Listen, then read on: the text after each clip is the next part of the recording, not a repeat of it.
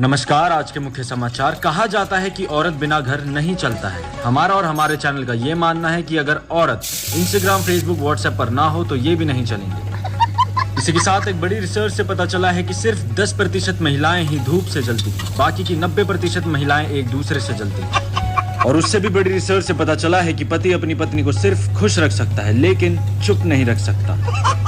और उससे भी बड़ी रिसर्च से पता चला है कि लड़कियां अपनी सिर्फ एक ही गलती मानती है कि गलती कर दी मैंने तुम पर भरोसा करके। अगर हम करें तो करें क्या, बोले तो बोले क्या।